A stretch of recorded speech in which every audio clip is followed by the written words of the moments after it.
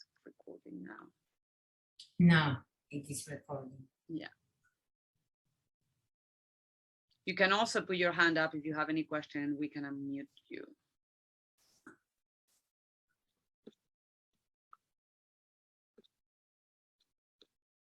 Okay. Okay, Lola. My turn then. Yes, okay. I'll try to share screen now. Let me see. So do you see my screen now? We do. Okay, great. Okay, so what I'm going to do briefly as well is to try to explain to you one of my most rewarding personal projects, I would say. And this is DrosAfrica, okay? So why DrosAfrica is actually a charity and why we actually funded this charity was to be able to build an African biomedical research community using Drosophila. So let me just see how I go to the next slide. Okay, so the founders of DrosAfrica are Isa, Marta, and myself. Directors are Sylvia and Tim.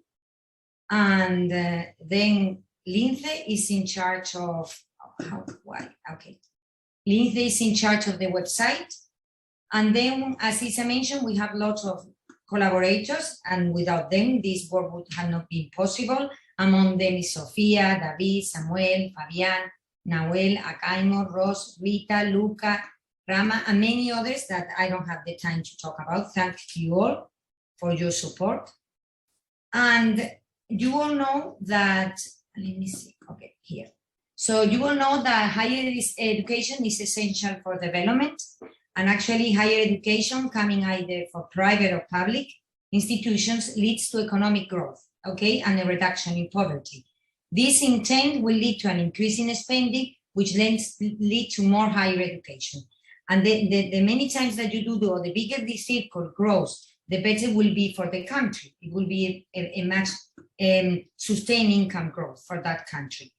However, when we look at for example, a map showing the proportion of the world's population, one can immediately see that Africa has a good representation in this map, but unfortunately, if you go to the proportion of people enrolled in tertiary education, you see that that is much reduced, as you can see here in the red circle.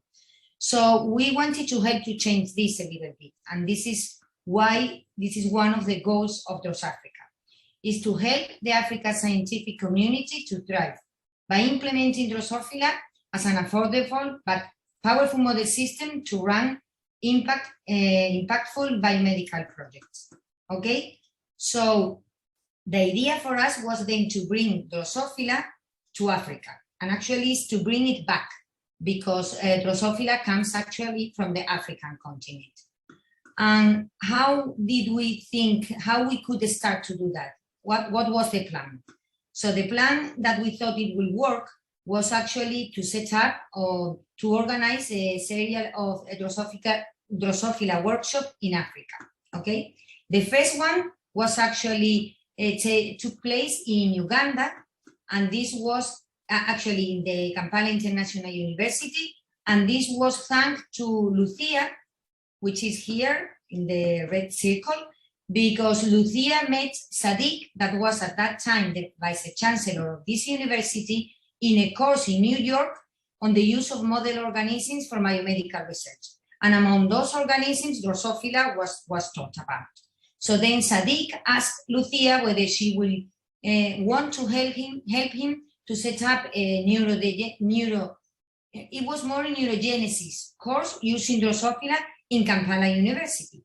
So Lucia asked Marta, Isabella, and myself, and Tom whether we would help her. And we decided to go there.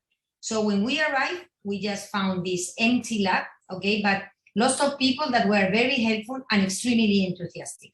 And with these people, we just ran our first Drosophila workshop.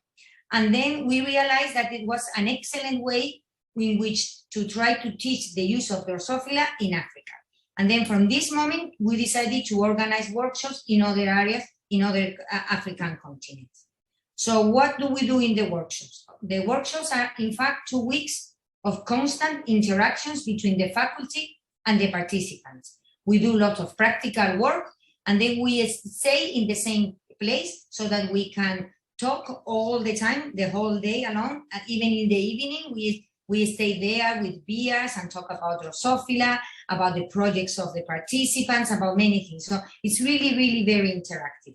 And the workshops are actually divided in 2 sessions. On the mornings, we have like a more theoretical sections. And then on the afternoons, evening, we have the practical laboratory. So normally it consists of 2 weeks. And during the first week, what we do is we talk about just the Drosophila, its development and the use of Drosophila, the basic genetics, how do you work with Drosophila in the lab. And then in the afternoon, we do a lot of practical work, working with Drosophila. And then on the second week, we focus in a research theme or in an area, in a scientific area of interest that normally we try to accommodate to the interest of the host institution.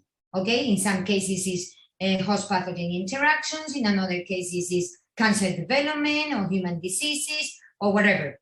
And then, as I say, in the mornings are the lectures and in the afternoon are the practical sessions. So then once the workshop is finished, what we normally do is an evaluation of the workshop where we ask the participants what they think about the workshop and ways they think we can improve it. And actually this has been extremely helpful. So we have been getting better and better in every workshop. We have to say that luckily they have most evaluations have always been very positive. So we are very proud of this. So then we try to set up what we call a follow-up scheme, a mentoring. So each faculty member of the workshop is assigned 2 or 3 participants in order to follow up their progress and to support them in applying the knowledge they have acquired during the workshop to take them back to their home institutions and be able then to set up Drosophila labs there.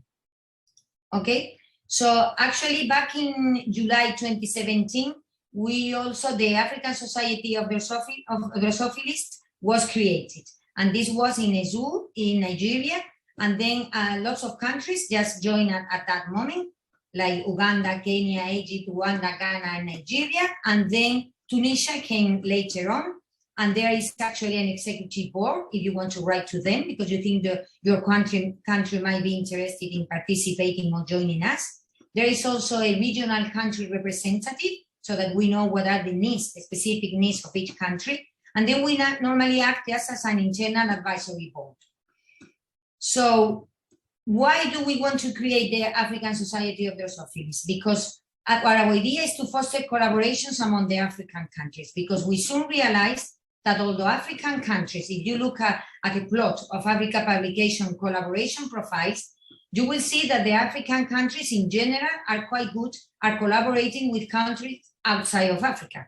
However, when it comes to collaborating with other African countries, that is very small, okay, that ability. So we think that with the African Society of Drosophilists, there will be collaborations between the countries that belong to the society so that they can then exchange knowledge, reagents, they can even, organize the proper workshops, the proper conferences, and we think that this is the best way to just enlarge the Drosophila community in Africa. So there are lots of successful stories so far, which makes us feel really, really proud because DrosAfrica has trained already more than 100 scientists all over Africa. And there are already examples of participants from previous workshops that have already set up their own Drosophila labs in Nigeria. Like, for example, Ponch or Amos that you will hear in the next talk.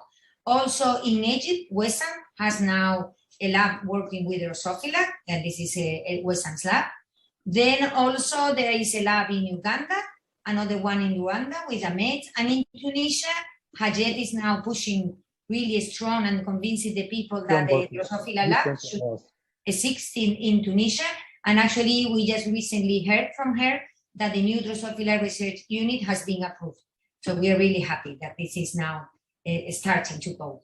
So Africa represents only 2.2% of the world researchers, okay? And we believe that with DrosAfrica and our workshops, a new generation of scientists in Africa will arise. So we are truly convinced that an exciting journey to improve African science capacity has begun. And we would like you to join us. So I would just like to end thanking all the people that have participated, all our funders, that Cambridge Africa, to us, ENVO, Welcome Trust, Sayan, here in Spain as well, and some of the collaborators that I didn't have the time to mention, such as Professor Tony Cusarides, Navasquez, Elisa, William Wood, Professor Lemaitre in France, and many others. And thank you very much for your attention. I'll be happy to take questions. Thank you, Lola. So again, anyone for questions, use the chat in Zoom now. You can also raise your hand, and if we can see it, and unmute you.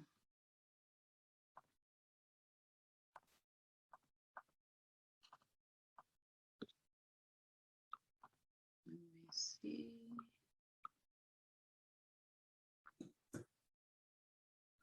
Rose, pay hands. Rose, ask to unmute, yeah. Hey, thanks. No, I was just curious, because it's been a pretty amazing journey. What was the biggest challenge? What has the biggest challenge been? If I may say, for us, the biggest challenge was actually to get the institution that wanted us to organize a workshop, okay, get all the things well organized and being fully compromised. Because, you know, when you do this, as you say, it takes a lot of organization, okay? So, I mean, if you think about the use of DrosAfrica, you may think, oh, this is a great idea. I would love my institution to participate and to be part of this community. But then what it becomes sometimes a problem is the commitment, not from the people from the university, but everything else that needs to be involved, like permissions to work with DrosAfrica. We had problems at the beginning because you couldn't not get the DrosAfrica into the country. You know, those issues that I think that is the host institution that really needs to be able to offer us a lot of help, because otherwise, from our side, there's not much that we can do. Once that is solved, as Isa was saying, everybody is really enthusiastic. They are very, very grateful, and I don't see much trouble. What do you think, Isa? No, I agree. I think it's more about the infrastructure. For example, being able to organize a workshop not too far from the airport, because sometimes the transport in Africa can also be a problem. So it's more the infrastructure. I think the commitment, as Lola says, from the university, and like we heard today, you know, all the way from the top to the PhD students has been always very good. But yeah, infrastructure is hard, which is in part why we want to do this, because it will also help infrastructure to develop and stay developed. But that is the main problem. Otherwise, it's been very successful in terms of funding, asking for funding, very successful in terms of asking for faculty and participants. So the will is there, the brain, the talent is there, the money is there, and it's just having to deal with infrastructure that we are not used to in for example, in Europe, to be so underdeveloped, but that we are learning as well to maximize the success of the workshop even in those conditions. And again, the fly is really good for that. You can just leave the flies on your bench and they will still grow. So that's fine. Yeah, and also if I may add, I think that it would be great if we could have like a long-term funding, because every time that we organize a workshop, then we have to look for funding. That, as Isa said, is true that we have been quite successful. But for example, just to maintain some DrosAfrica, you know, like meetings, workshops, organization, for anything that we need to do, we need to apply. Because even if we are a charity, we still don't have resources, like a constant source of resources. So if there is anyone out there that won the pool or something and just want to give some money for DrosAfrica, you are more than welcome. Okay, there's some more questions. So I have 2 hands raised and then a few questions on the chat. So let's start with 1 hand raised. Shamsuddin. You there? Yes. Okay. Hi. Yeah, I'm there. Hello. Good afternoon. That's from Nigerian time. And I want to say thank you to Isabel, Lola, and Ross, and the organizers of DrosAfrica for this rare opportunity, actually, to be part of the DrosAfrica Society. Okay, you have a question? Yeah. Hello? Hello. Yeah. Yes, I do. I do. Good. Good. Hello. My question is actually, I'm currently like a graduate student. I'm currently involved in a research involving demyelination. That's multiple sclerosis, demyelinating disease like multiple sclerosis. So I want to know, like, how possible, because when we try to perform the research for using animal models, we tried using ethidium bromide and also cortisone induced model for multiple sclerosis. So I want to know, how possible will Drosophila model such diseases like demyelinating disease and other maybe autoimmune diseases. So will Drosophila serve as a very good model for such diseases? I just need more light to be shed on that aspect. Thank you. So so in general, as you will hear, there are many questions in neurodegeneration in general that can be answered with Drosophila, and you will learn much more from that in the next couple of days. Regarding the immune system, so Drosophila has a different immune system. It doesn't have the cell-based immune system that we have, so that is a limitation. But again, I want to invite everyone, if you have interest like that, you just go to PubMed and write Drosophila demyelinization, for example. You will see papers published, the labs that are involved in that, and you can then both connect with those. You can just write to any of the authors and talk to them, as well as learn by yourself, or even get ideas of how you could develop that further. So for immune system, for example, the lab in Sfax in Tunisia and Hayet, they're very interested in immune system. There are some limitations to the questions you can answer, but there are still a lot that you can do. And also there are already models for amyotrophic lateral sclerosis in Drosophila. And especially because, more than over 30 genes, I think, that have been identified that when mutated can lead to that disease. And actually there are already mutations in Drosophila trying to, that will help to try to understand why mutations in genes like SOT1 or many others will lead to diseases like that. So actually, in the case of amyotrophic lateral sclerosis, it has been already mimicked in Drosophila.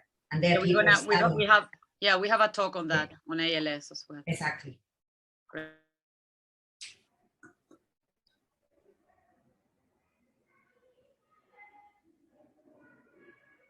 Isa, can I go? Yeah, you can go. Regina, go. Thank you very much. Yeah, thank you very much, Isa and Lola. That was great.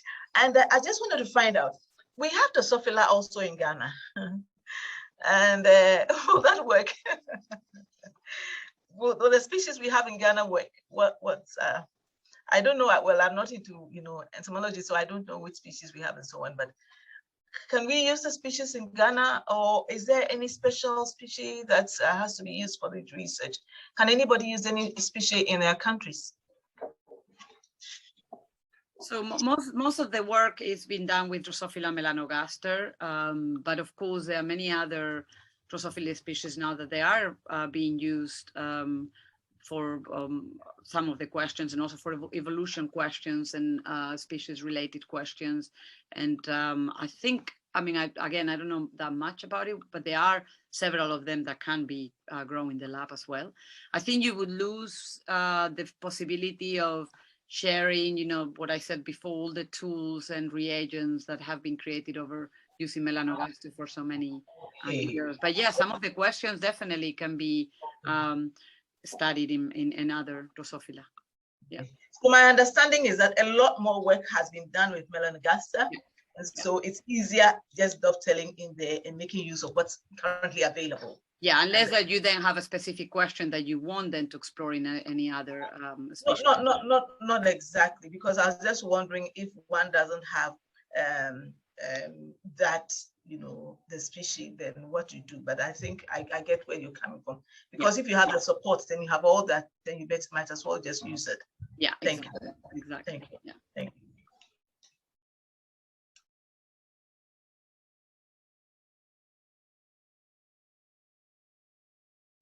Isa, we can't hear you.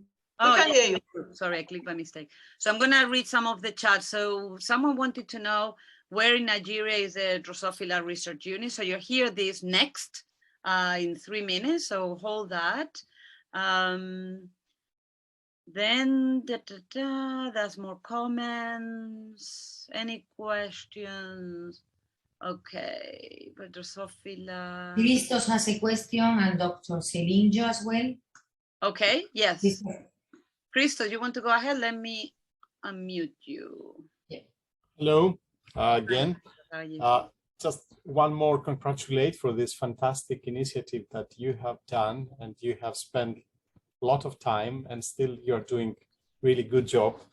And because I'm quite new of looking your initiative, and perhaps I have missed.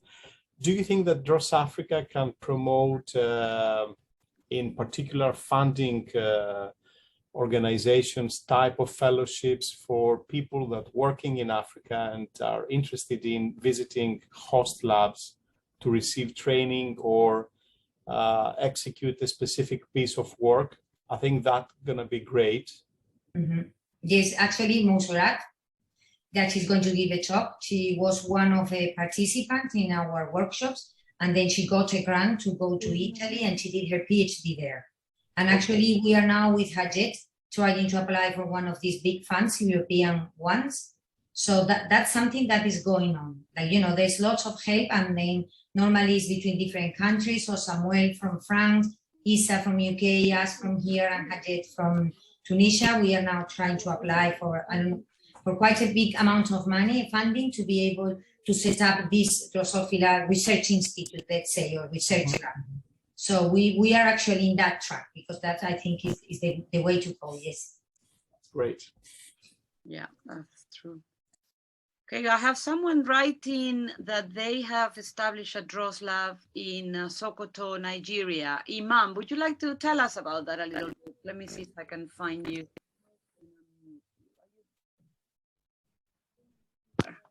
Are you there, Imam? Yes, good afternoon. Well, good morning, good afternoon, and good evening, depending on where you're listening from. My name is Mustafa Umar Imam, and I'm the director for the Center for Advanced Medical Research and Training, which is a center located at Usman Danfodio University in Sokoto. Now, we have just recently established a Drosophila lab. Sokoto is in the northwestern region of Nigeria. So anybody interested in working on using Drosophila around the northwestern region of Nigeria can actually reach out to us. I have just dropped 2 email addresses. You can send us an email, and then if you can also check our website, camret.com.ng. In case you find something that interests you, you can always reach out to us. And then we're also actively looking for collaboration. So in case anybody is interested, you can always reach out to us for collaborations. Thank you. Great, thank you. That's perfect, thanks. And also Pablo Peixoto, he asked whether DrosAfrica can become a platform similar to Christos to exchange programs between African researchers with other countries. And the answer is yes, that's a little bit what we are doing now. We're starting with a master program, but we could extend it to even PhD program. And it's a question of finding the right funding body and applying for a grant, getting the consortium together and getting it together. So yes, right? I mean, any person interested in doing that, they can email us directly, and then we can discuss the future of that. Okay, I think we should move on. So Selinjo, sorry, you have your hand up for a while, but we shouldn't be moving on to Amos. There's going to be plenty of time discussing other dates or also in